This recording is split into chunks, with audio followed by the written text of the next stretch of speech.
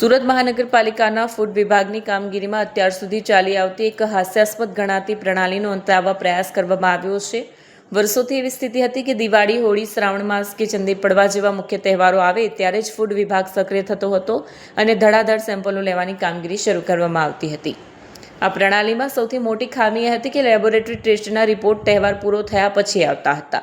Report આવે તે પહેલાં ભેળસેળિયો ખોરાક લોકોના પેટમાં ઉતરી ગયા બાદ તંત્ર જાગતું હોવાનું સામે આવ્યું હતું। આ પદ્ધતિ સામે વ્યાપક ફરિયાદો થતાં હવે સ્થાયી સમિતિ દ્વારા મહત્વનો નિર્ણય કરવામાં આવ્યો છે। હવે ફૂડ વિભાગે વર્ષના 365 દિવસ સતત કાર્યરત રહીને ગમે ત્યારે સરપ્રાઇઝ ચેકિંગ કરવાનું રહેશે। સ્થાયી સમિતિની ચર્ચા બાદ ફૂડ વિભાગના અધિકારીઓને કડક સૂચના આપવામાં આવી છે કે હવેથી શહેરના તમામ ઝોનમાં આવેલી ડેરીઓ, ફરસાણની દુકાનો, મીઠાઈના વિક્રેતાઓ અને નાની મોટી રેસ્ટોરન્ટમાં ગમે ત્યારે તપાસ કરવામાં આવશે।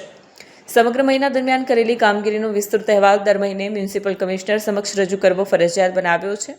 શહેરના લાખો નાગરિકોના સ્વાસ્થ્ય સાથે થતા ચેડા રોકવા માટે સ્થાયી સમિતિના ચેરમેન રાજન પટેલે તાજેતરમાં ફૂડ વિભાગની ઢીલી કામગીરી મુદ્દે અત્યંત આકરું વલણ દાખવવામાં આવ્યું છે।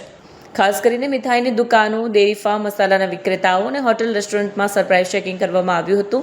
અનેક જગ્યાએથી શંકાસ્પદ તેલ, દૂધની બનાવટો અને મસાલાના સેમ્પલ લઈને લેબોરેટરીમાં ચકાસણી અર્થે મોકલવામાં આવ્યા છે। એસએમસીના ફૂડ સેફ્ટી ઓફિસર જિગીસા એસ દેસાઈએ જણાવ્યું હતું કે સ્થાયી સમિતિ અને કમિશનરના આદેશ મુજબ શહેરના તમામ ઝોનમાં સઘન ચેકિંગ હાથ ધર્યું છે અને જો કોઈ શંકાસ્પદ નમૂના લાગશે તો તેના સેમ્પલ લઈ તપાસ માટે મોકલી આપવામાં આવશે।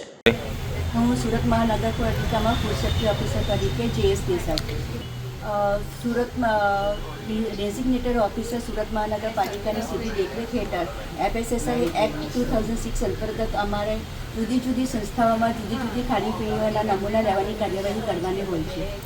શંકાસ્પદ જે નમૂનો અમને શંકાસ્પદ લાગે તેનો અમે નમૂનો લઈને પરીક્ષણ અર્થે સુરત મહાનગરપાલિકા ફૂડ પબ્લિક હેલ્થ લેબોરેટરી મોકલીએ છીએ।